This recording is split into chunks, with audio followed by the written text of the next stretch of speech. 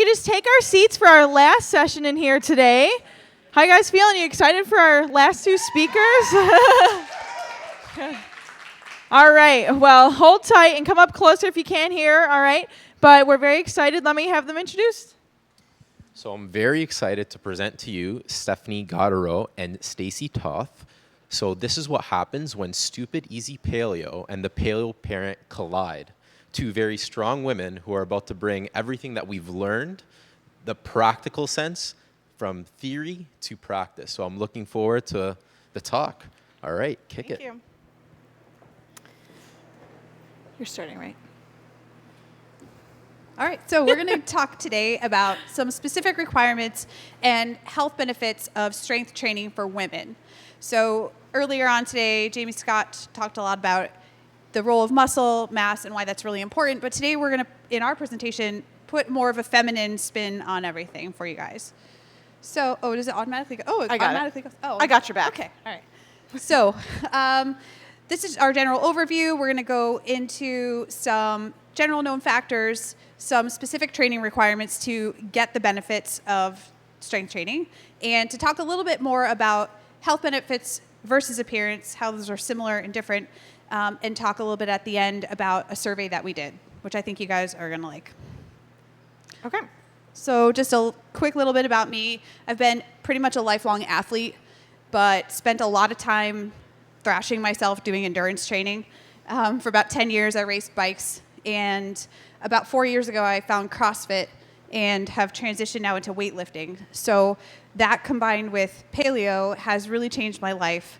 And I'm really, really passionate about strength training, and just recently qualified for the American Open in weightlifting. So, whoop, whoop.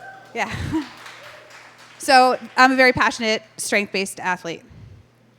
And I am also a very passionate strength-based athlete. I have not been an athlete my whole life. I lost over 100 pounds when I went to paleo 4.5 years ago. And I have several autoimmune disorders and have been working on figuring out how to manage those over the last couple of years. And in January of 2013, I also found CrossFit. And after several months, realized that the thing that I really liked about CrossFit was lifting heavy things. So I've since transitioned to the sport of lifting heavy things, which is strongman or strongwoman in my case. And I, too, was recently invited to my equivalent to the Open, the NAS Nationals. So thank you. With that said, Stephanie and I want to tell you that we are very biased. We have a lot of references and information to back up what we're about to share with you, but without a doubt, we are drinking the strength training Kool-Aid, and we're going to pour it down your throats for the next 20 minutes. Okay, so just to go over kind of the list of generally known health benefits for women who strength train. This is just, like, if you talk to your primary care physician, I would like to think that that primary care physician would be supportive of these kinds of health benefits when you talked about it. What we're going to talk about is kind of a little more detail about that and what the science behind those triggers are and how you can optimize these health benefits by going into the type of activities that you should be doing to optimize it. So specifically, you've got osteoporosis and bone density. Specifically, this is really helpful in women as they age and their metabolic rates deteriorate, and they start to lose muscle mass. They also start to lose bone density, which makes them more likely to have brittle bones and prone to injury, often death if you break a hip or something like that when you're older. Increased muscle mass is really great. I know there's been at least 1 or 2 talks here at the symposium about really focusing on the increased muscle mass as being a measure for health rather than decreasing fat as a measure of health. So when you're doing these sort of things, you're also going to get your hormones regulated and get some increased energy. Who doesn't like energy, right? You've been here for how long? Look, you guys got no energy. You obviously did not work out today. So Steph and I we're here, man. We're rocking. We've got our energy and mass.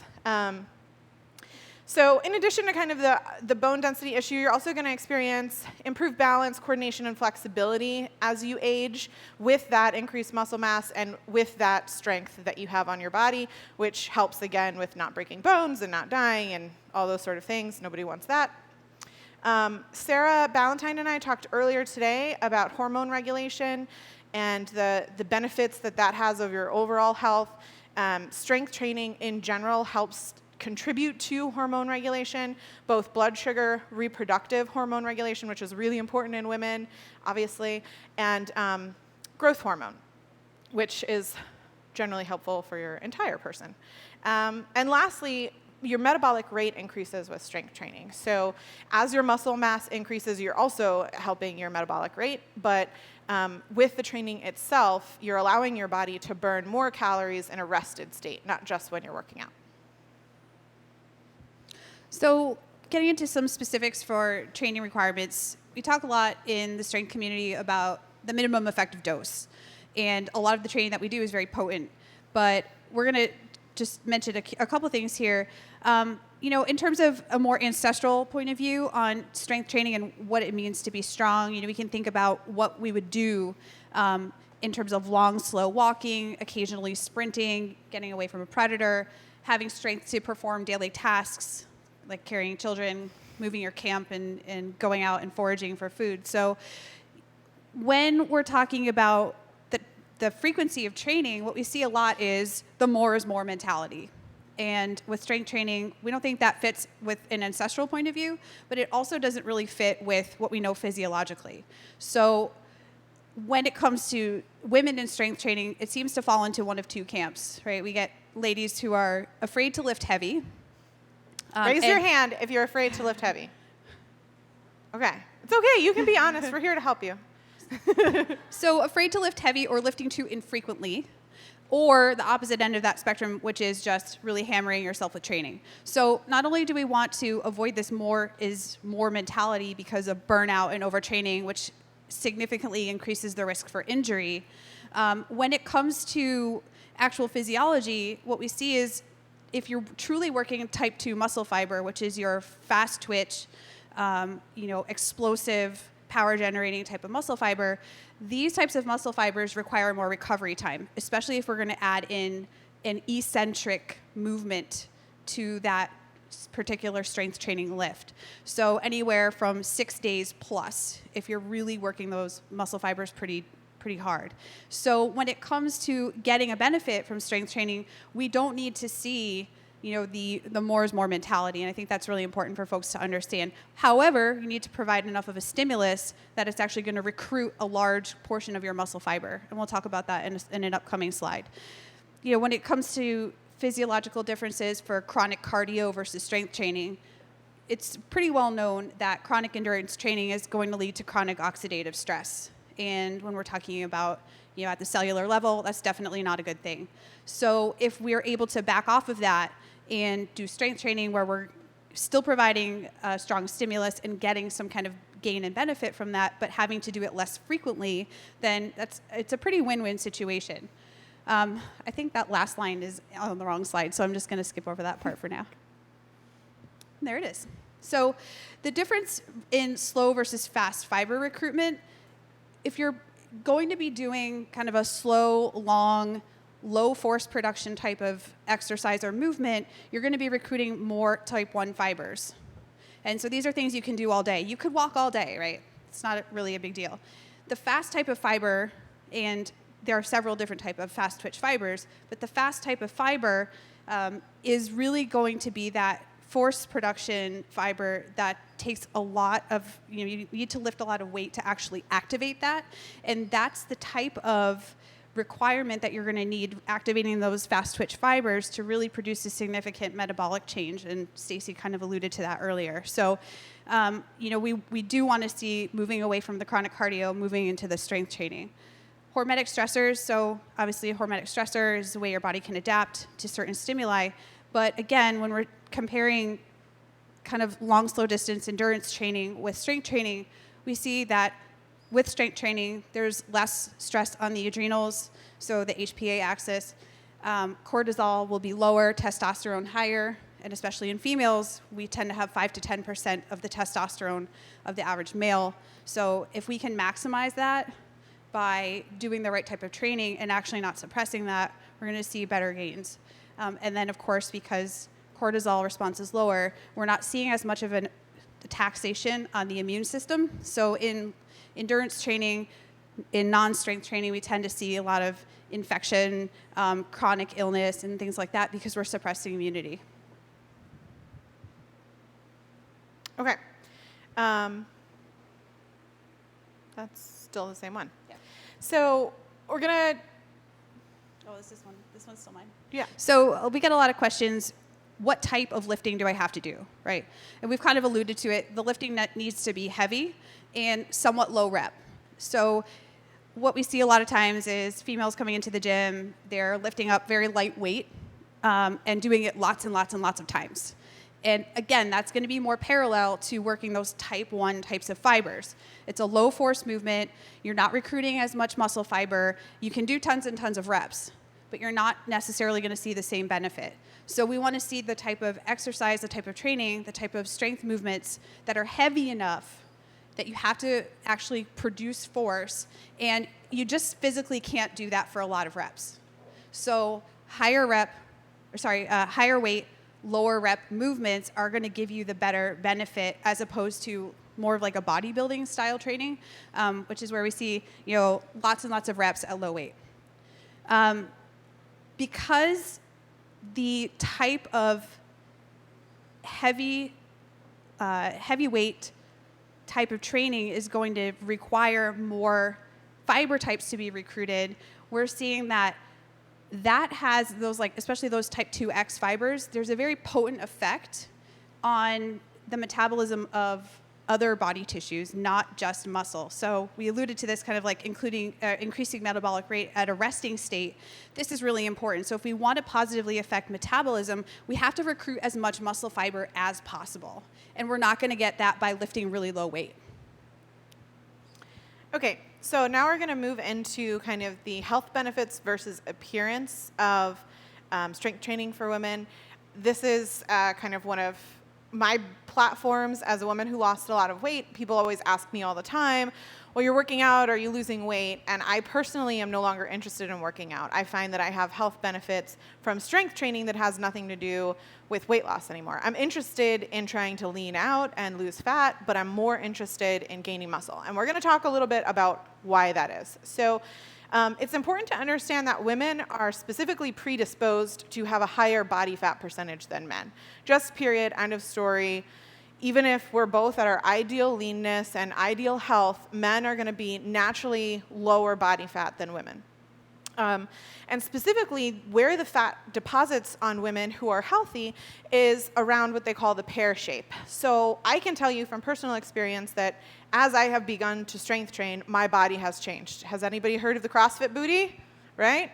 Yes. Okay, so that's because you're building not just muscle, but you're changing where your fat's depositing as your metabolic system and everything is changing. You're getting those fat deposits in the place where your body wants them to be.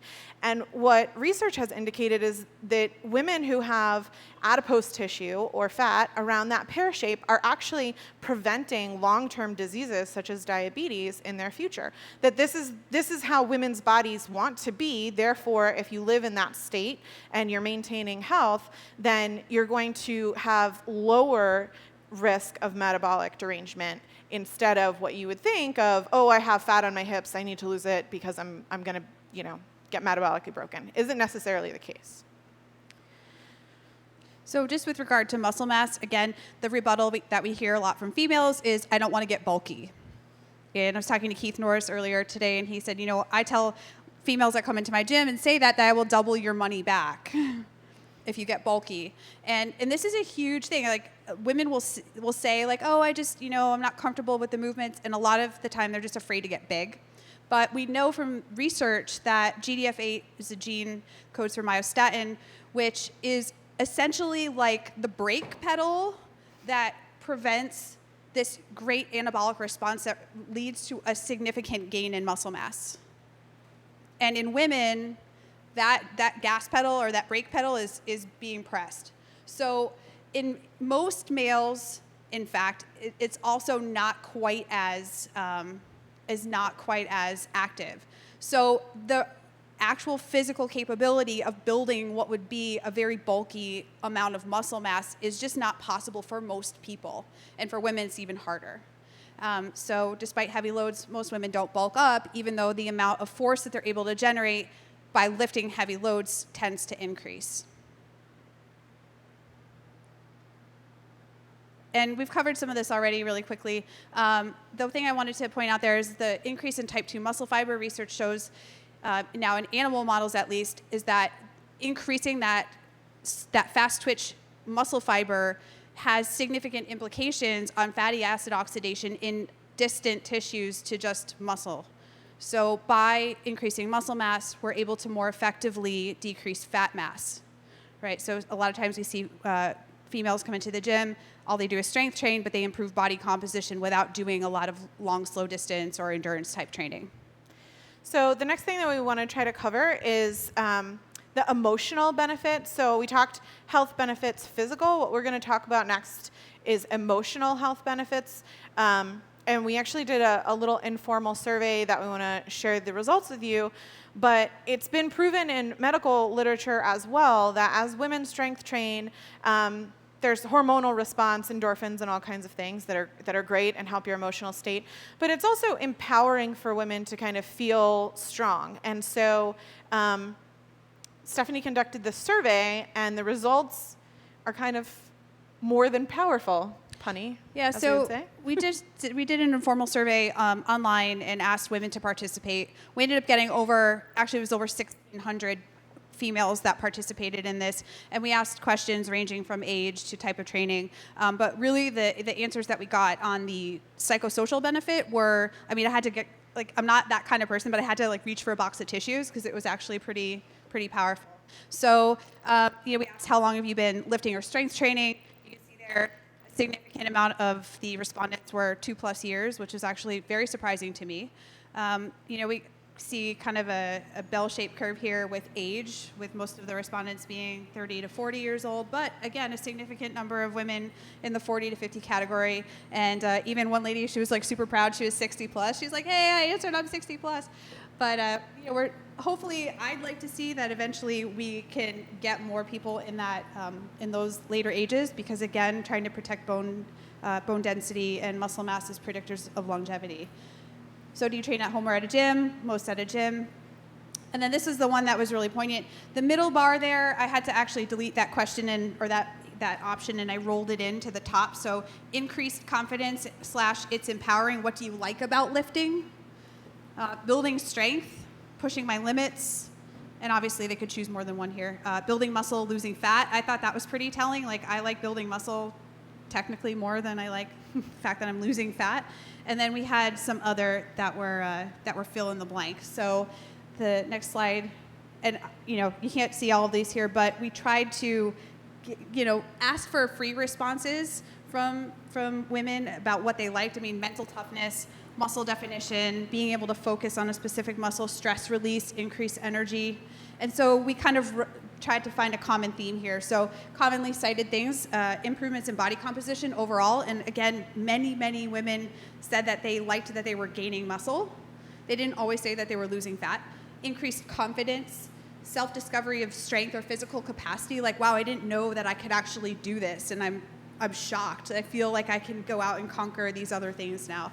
Acceptance of body size. This is really kind of one that I know we both personally feel strongly about, but as somebody who's always been a little bit more well-muscled than other females, I'm like, hey, now I get to do something really awesome with that gift I was given. Losing the weight loss mentality. So again, what can we gain from it? We're gaining strength, gaining confidence, not necessarily just focusing on weight loss. And the one that kept coming up a lot too was finding community and really taking that to heart, that there were other women who it's like this secret society that we don't like to talk about. We're like, yeah, I feel like I'm the only one strength training, and then people come out of the woodwork and they're like, oh my gosh, yeah, I love strength training too, and it's this automatic bond, I think, that you form. So we found that to be very powerful. So just in conclusion, to remind everyone, women are more likely to have lean muscle mass and improved long-term health with the effects of effective doses of strength training. And we kind of defined what those effective doses were. As women, we're predisposed to be pear-shaped, and the thickening of the hips and thighs are actually healthy and not necessarily something to be concerned about.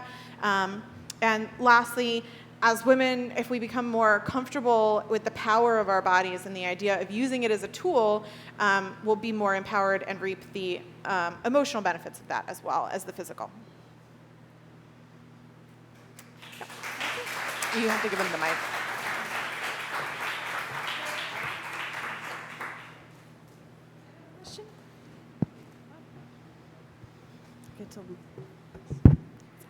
So I'm sold. Yay! Welcome to the Secret Society. But I need more concrete guidance. So I'm kind of thinking something like 8 to 10 reps to total depletion once a week. Am I on the right track? How could I get more information to guide me as I get into this? I would definitely seek the help of a professional that could give you a programming, at least in the beginning to start. I have varying movements from 1 rep max to 5x5s to 2x10s. It really depends on what day of the week and what kind of movements I'm working. And I think yours is the Yeah, I same, would right? also echo that, especially if you're new to strength training, finding the correct range of motion and finding the way to perform the lift safely but effectively enough, and using weights that are going to challenge that type 2 fiber usage are really important. But if you're very new to it, finding a reputable facility with good programming is really going to be probably your best bet. And is there a difference between free weights and machines?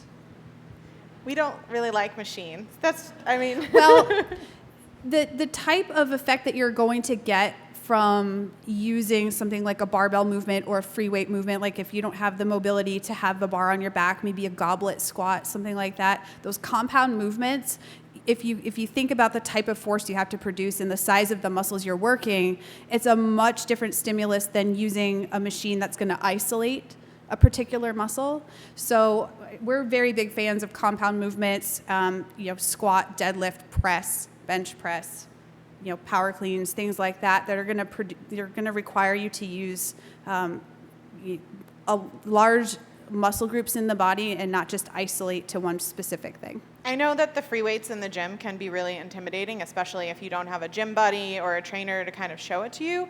So that's why really finding that community, someplace where you feel comfortable to not be afraid to ask, what is this and how do I use it, is really important when you're starting.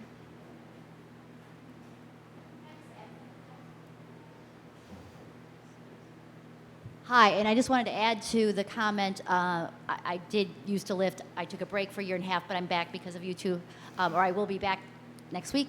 But the mental effect that I got from doing free weights was so stimulating, and I had to think and I had to concentrate. And so if you're at a machine and just doing a rope movement, you don't get that. So you have to use balance, and your mind is, it's amazing how much your mind comes in play when you're doing these physical movements. So that's a huge benefit I found from doing it as well. Thank you.